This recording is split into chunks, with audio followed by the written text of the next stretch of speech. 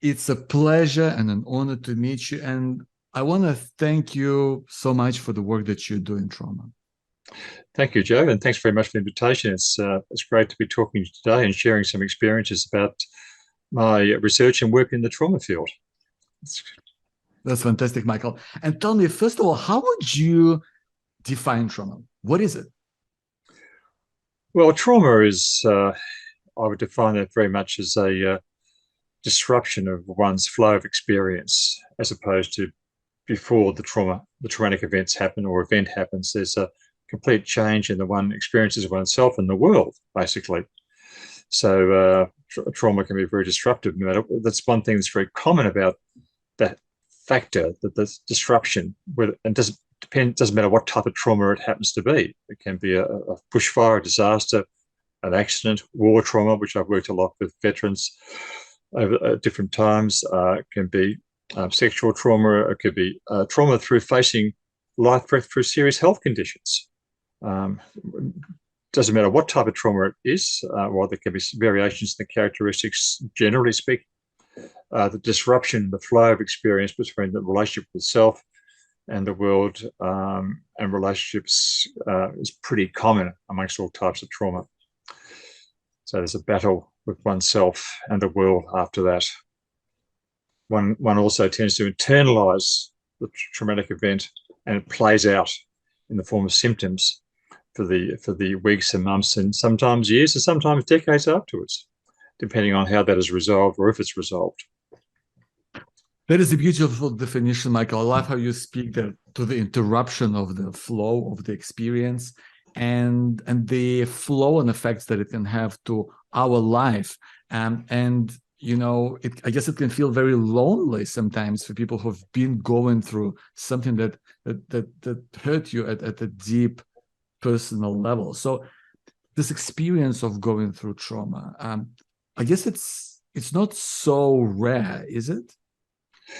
Oh well, I think around about 70% of 70% of the population experience trauma at some stage in their life. Uh, it's could even be greater than that. That's what the research has found over Wow. the decades. 70%, uh, but around about 10 to 12% of the population then go on to suffer what's called post-traumatic stress disorder, um, and so forth, depending on the type of trauma. If it's in the war area, which is in the more severe type of traumas, this is not childhood trauma necessarily. It can be as high as 30% or 40%. Sexual violence, rape, especially with assault, can be the same as the war veterans, 30 to 40% sometimes. So it's there's various groups. It just depends on the severity and the duration of it as well. If you're living with ongoing trauma, lasting weeks or months, then that also can compound the duration of that, the prevalence of that. I've worked a lot with veterans who've been in operation for many years, Holocaust survivors, second generation survivors, and so on, torture victims, survivors of that. That tends to be more challenging and problematic and more in the severe type of areas as well, of course. So, and that can fall more into the complex PTSD rather than just PTSD alone, and has its own particular set of challenges in terms of how one then manages that recovery from the disruption of the flow of experience within that existential journey.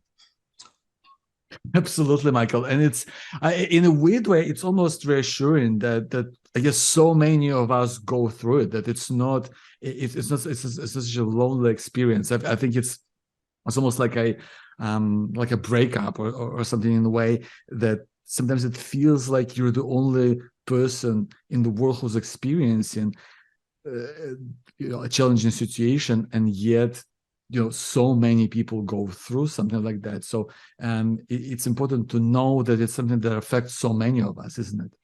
Yes, absolutely. And I think actually understanding that the commonality is just so important in the first steps of recovery.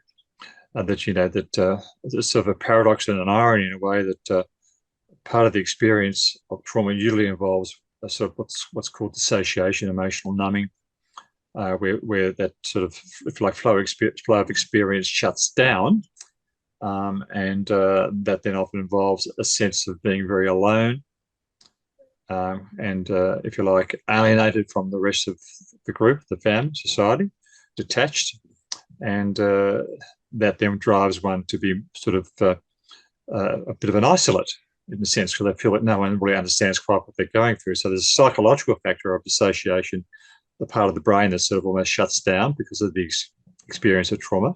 And then there's the behavioural type reactions and the cognitive changes that then sort of further isolates that person, makes them feel more alone than just the psychological phenomena in itself. So there's a psychosocial phenomena, really, what goes on during and through the experience post-trauma. So, and very few people from the population generally understand that. Very unfortunately, people are exposed to a good many friends, quite often, that have the magic answer and, do this or do that, or perhaps you need to read this book or that book, or that way it won't last too long, or there are much worse things that happen. All sort of wrong advice. They have this sort of idea, these myths that are around, and or they become preachers. So unfortunately, they tend to make things even worse for the survivor, even though they can be well-intentioned, and further increase the isolation. That's the value sometimes of sharing experiences, knowing more about what other trauma sufferers go through, because that creates a type of bond in a way, or a sense of affinity that can be so helpful to reduce that sense of isolation and sense of loneliness that is part of the trauma experience, whether it's psychological or social.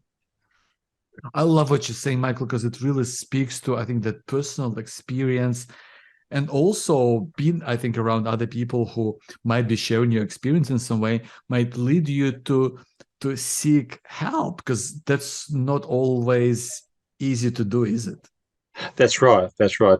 Being around the people that have also gone through that experience in the right type of way can be of great comfort and reduce the self-stigma that tends to be part of the trauma, the shame, especially with adult survivors of childhood trauma. Shame and self-loathing can be part of that, but then when they're sort of sharing some of those experiences and say, well, hang on, it's part of what's happened to the person rather than that something they should feel responsible or bad about. And that can create a very important shift. With that, in terms of if there are sort of understandings, if you like, or rules amongst the trauma survivors that, in a sense, they don't become each other's therapists, and that can be very counterproductive. So, there's been some helpful groups around that just get people together to do sort of day-to-day things, to go for walks through the botanical gardens or down by the beach and get together on sort of a sporting or hobby activity where they might share a few things. Those things have been extremely helpful. I was first exposed to this when I first got into this area. I shifted from lecturing in electronics applied physics background, yes, into psychology, and I was with Veterans Affairs for a few years before I went to the private arena. And they found very quickly that those sort of support groups where people have generally share things and common activities were very, very helpful. But when it comes to group therapy, they need to be very careful because, if it's severe trauma, if it's not managed the right sort of way, then other people can be aggravated in their trauma. They've got to be very have strict rules around that. And I certainly found that when I trained as a psychodramatist, using drama and acting to help people in group type therapies, got to have lots of rules and regulations in the right sort of way to have that managed so that people have a chance to work through their trauma and their social situations, but not be aggravated in that process. So balance is so important. Wow, Michael. And it's so also fascinating to hear you mention psychodrama. So it sounds really intriguing. So what does that process look like, and when is it helpful? Well, the process is most people who become psychodramatists, like what I went through, have to go through an extended period of time, probably at least 5 to 7 years of training in psychodrama, and they have to do a thesis as well, and they have to do an examination, which is performance-based, of course. So it's very much around the idea of roles and being able to bring forth life-giving roles as opposed to self-destructive roles. So its role theory is very, very relevant here, ties into the general notion of theatre. But there's a natural tendency, and this was first noted by if you like, the founder of psychodrama, Marino. There's a natural tendency for people to want to actually play out or act out with others, or work through, especially as children, play out their actual trauma to try and resolve that. So this natural tendency there. And psychodrama relies very much on identifying helpful roles to help that process. And one of the most helpful roles there is to be in the role of, if you like, the little seer or systems analyst, where you can actually, it's a mindful type role where you have an idea of, you view yourself in various compartments, interacting with life and yourself, and try and actually role reverse and speak to yourself in a way which is more understanding and compassionate. And that is a magic elixir that helps people overcome all kinds of trauma. The good thing about psychodrama too is that when you do the acting and you move around, you role reverse from one role to the other. It can be just you reversing roles from one chair to another. In a group, it can be having people play out certain roles, including a perpetrator, including oneself in a past situation, a friend, bring them all together. The movement around too allows the protagonist or the trauma survivor release a lot of the energy that's stored up in the body somatically.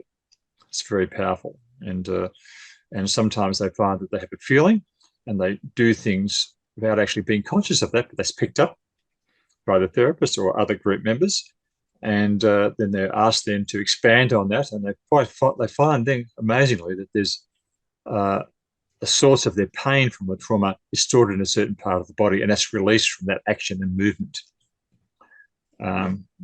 And spontaneity and creativity is a very big part of that process.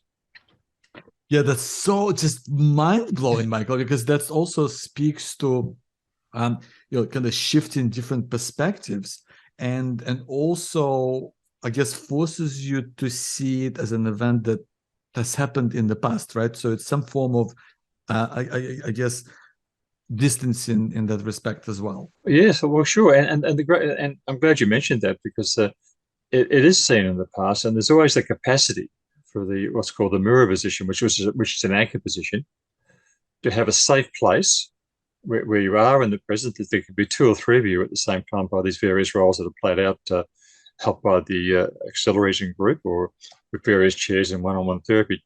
You always establish a safe place in the present, which is an anchor, so you can view the more challenging areas in the past where the trauma happened, or events related to the trauma happened, and you can always step back to the present.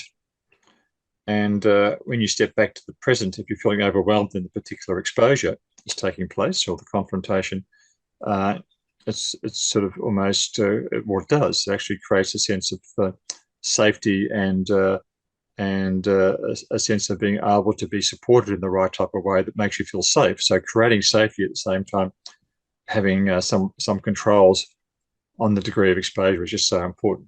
You don't want to overexpose someone to a challenging situation if it's too traumatic. You want to have the capacity to bring them back to a safe place in the present, where they with the right type of supports. That's very important. Yeah, absolutely, Michael. And that sounds like also an incredible tool that we could apply in other areas of life than if you've gone through that experience, to help us in terms of resilience, right? Because this way you can also like bringing yourself from the past or from worrying about things into the present. That's such a helpful tool as well, isn't it?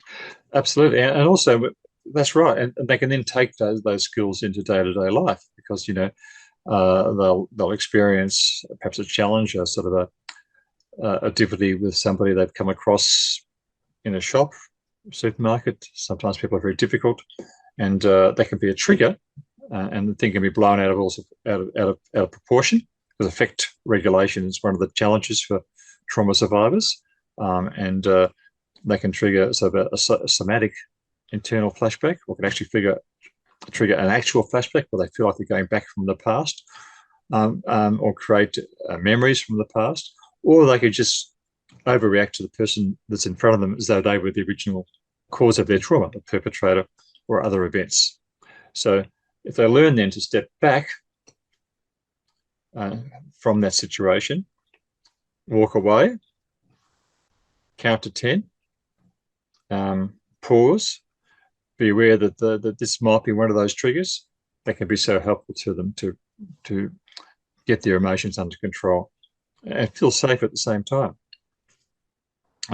Sometimes they're triggered and they just go home and they can do that. They put up a chair themselves and say, look, hang on, there's me in relation to that person at supermarket who make me very upset. Let me step back from that now and just breathe and relax.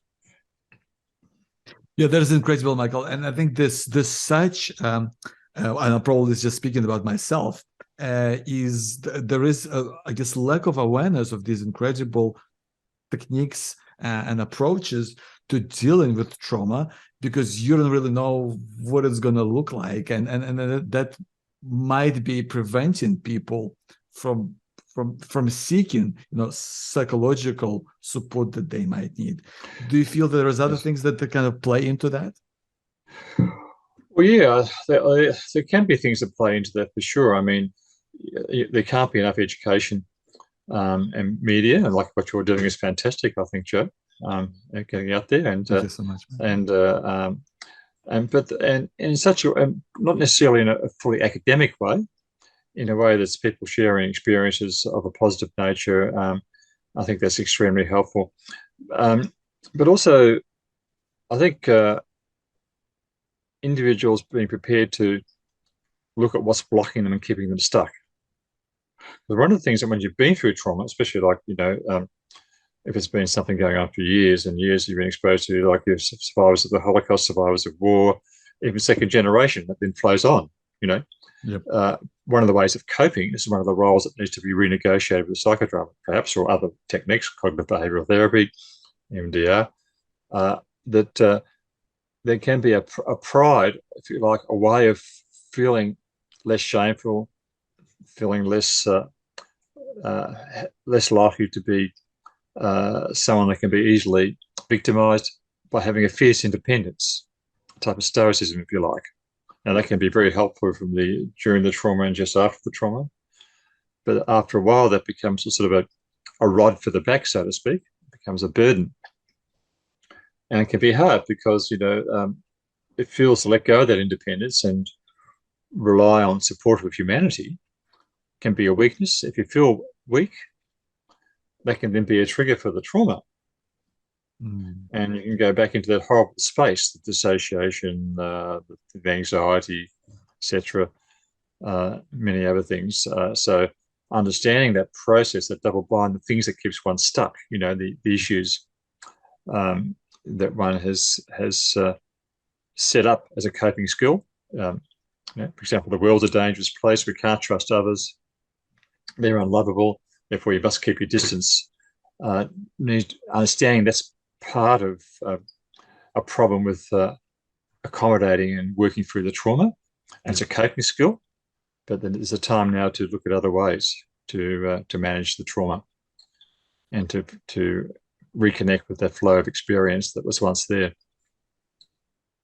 And so how do you do that self-assessment? How do you decide that you might be in a place where this might be the time to seek psychological support?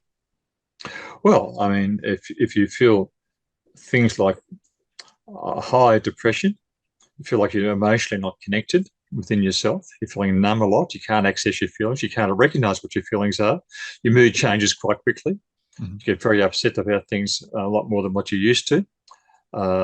You have poor sleep, you have nightmares, you have trouble in your interpersonal relationships, because intimacy can be a real challenge when you've been traumatized, especially if it's interpersonal trauma. To make yourself vulnerable and open can then be a trigger for past abuse. So all those sorts of problems and challenges in your day-to-day life with others and your mood states that are less than satisfactory are all indicators that you need to sort of seek a direction, support in the right sort of way.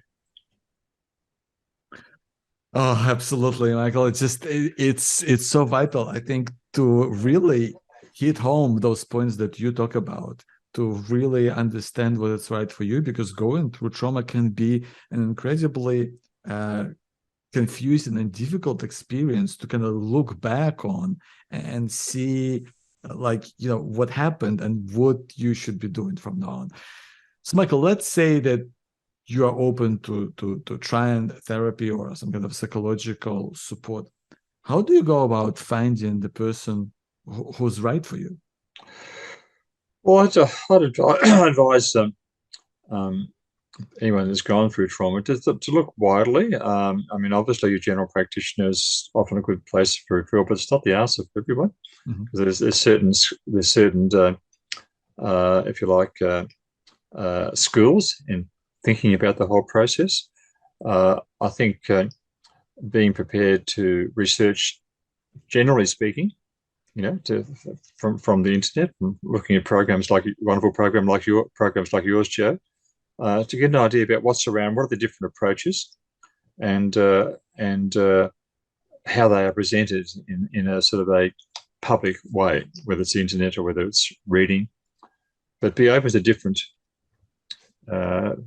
if you like, modalities in seeking the right answer. But there are groups around, like for example, the Australian Psychological Society has a massive list of referrers. But if you are already pretty clear on the type of approach that you want, you can then approach the condition. You can approach, say, for example, the Australian Psychological Society. So, I'm sort of got a leaning towards. I'm a very creative person. I want to do art therapy. I want to explore that with a therapist, or psychodrama with a therapist that has capacity for perhaps that, and perhaps some of the other regular approaches like cognitive behavioural therapy or IBM desensitization reprocessing. But I've got a creative bent, and art therapy is something that I want to have that capacity for, or psychodrama or other creative approaches. If you put in art therapy and psychodrama, Melbourne, for example, you'll see a lot of information of therapists talking about this and about that.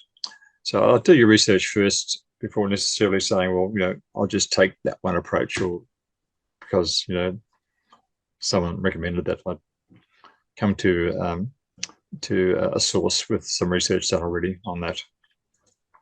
Yeah, that's so fantastic, Michael, because it just makes it real. So tell me, like, when someone goes, walks in through the door and into your office, I would just love to have an insight. Like, how would you understand, just to make that experience visual? Like, what are the things that you would look for? How would you decide what sort of things, what sort of approach to choose? How would it play out? Just so that someone knows what to expect.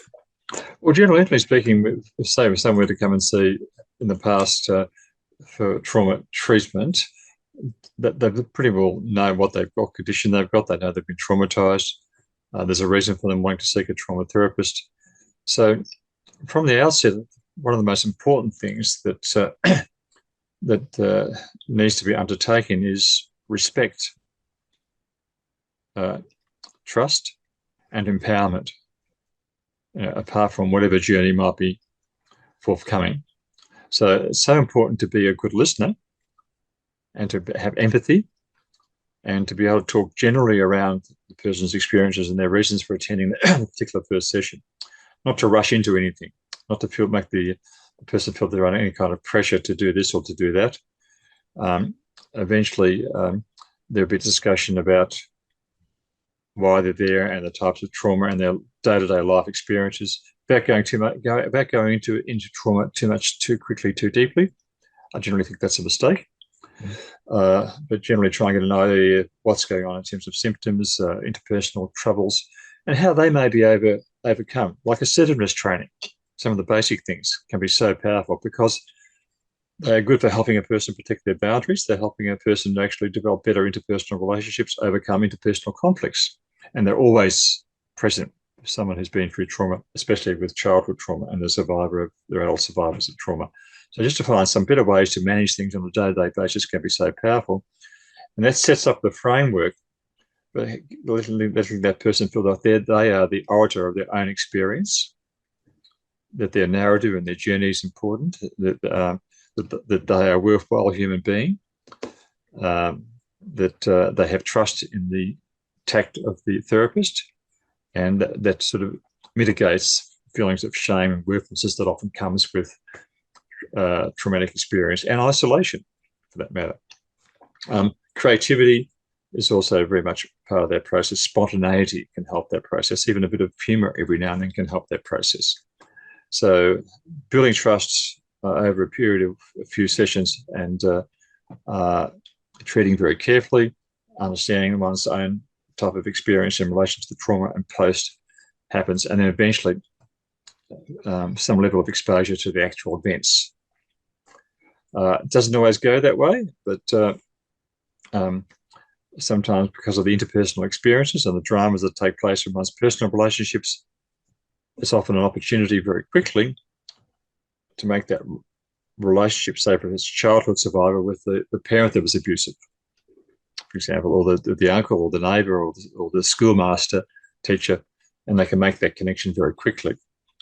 But generally speaking, it's educational, it's empathy, it's listening, it's helping the client develop their own narrative in the sort of in the way that they generally want to move, guided by the therapist. So it's sort of if you like, it's a journey of exploration, and the therapist is a guide.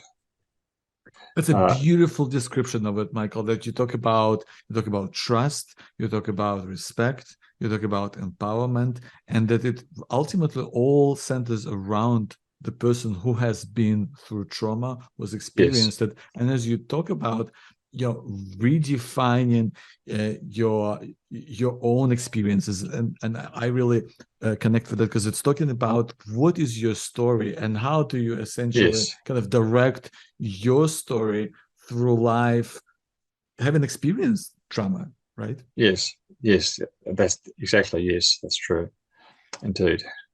Yes, absolutely.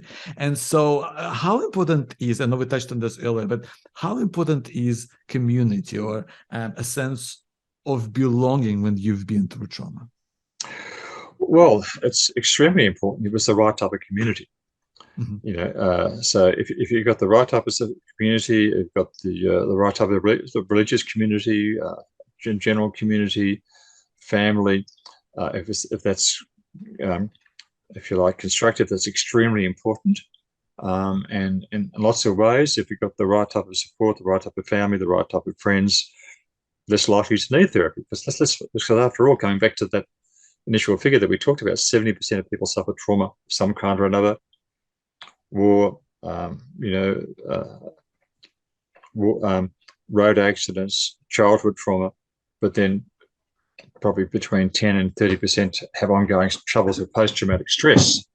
So you would then take into account that perhaps part of the reason why people have recovered, the majority, is because of their own internal resilience, if you like, but also the right type of supports, the religious, the churches, the synagogues, they all form part of an important capacity to help that person move through life's troubling times and difficulties. So that's extremely important. But on the other hand, you don't always get the right type of supports in communities. Just could be a matter of luck sometimes. We happen to be in the right sector. And if you're feeling worse, that's a good indicator that you're in that wrong support sector, if you know what I mean. Yes, absolutely. So you have to have an open mind, that perhaps this group or that group, whatever category it happens to fall into, if it's making you feel worse, then maybe you should challenge that, maybe think of another type of support sector. That's the other thing. It's not a matter of necessarily say giving away this group or that group. It's a matter of perhaps going to another one.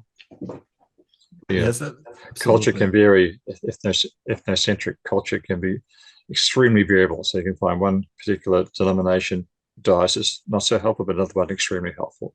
One group of friends helpful, the others not. often people from their social atom find it's gone through quite a shift. Some friends who they, say, for example, talk about friends who they thought would be very supportive, or they were always there for when they had troubles, were very abandoning. Whereas, other people who they really didn't give much credit for were extremely supportive. So often there's in fact, I almost say mostly there's a readjustment of the social system, the social atom, social network. Yeah, well, it's so validating to hear that, Michael, because I think I've experienced that, and I'm probably speaking on behalf of other people who have experienced something similar. Is that that the way that people sometimes react to things, or sometimes they don't always meet your expectations when you've been through a challenging experience. Yes, that's right. That's right. So being aware of perhaps that process in itself and being prepared to realize their limitations. Sometimes it's not ill-intended, it's just they don't simply have the right equipment. So perhaps having understanding to move more towards the right interpersonal relationships can be a helpful part of the existential journey. Exactly, and I just really love how it's all framed up as something that we are the drivers of our own experience. It's about understanding your own needs with respect to your friends and your family and the people around you, understanding the needs that you might have in terms of seeking psychological support. And even then, if you are seeking psychological support, it's not something that is done to you, but it's something that where you're guided by specialists such as yourself, and you are still in charge and you're in control, and you are writing your own story. Yes, that's absolutely, that's right. It's interactive, that's for sure. Interactive. I love that, Michael. And listen, you're such a great leader in this space, and you've been in media. You speak about trauma a lot. What's the kind of the one thing about trauma that maybe you haven't shared somewhere else, or something that is not getting enough attention?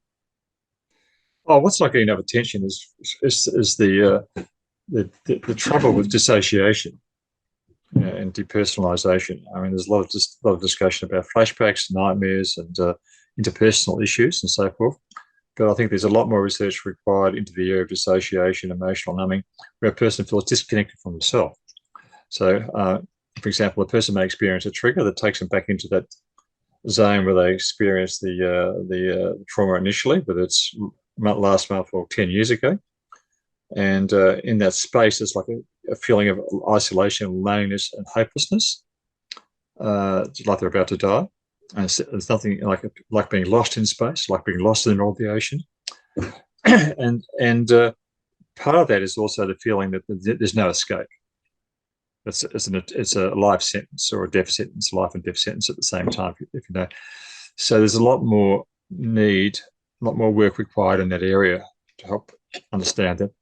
I think there's been a lot of research coming out in universities about lots of areas, but there's a lot more need to really understand their process and help people manage their process, and help people to actually, if you like, move from the painful, isolated world of dissociation into a much better space, to move from one space to the other. I think actually when I go back to some of the work of the 70s, late 70s, there's probably a good understanding of that. Then perhaps in the 90s or the noughties, if you know what I mean. So they seem to have lost a lot of those connections a lot. But what helps a person move from one space to the other is tapping in often to the emotion that was there before they dissociated. So often there's a very scary emotion. There's a feeling of shame. There's a feeling of powerlessness. So to help a person negotiate, understanding more about the emotions that go on, make perhaps the pre-conscious more conscious, helps that person manage that capacity to be resilient about going to dissociation and escaping from that, from one room to the other. There's an approach called ego state therapy, which is, I think, very helpful to that. It's almost like saying there's different parts of the personality. It's almost like going from one room to the other, getting through those doorways.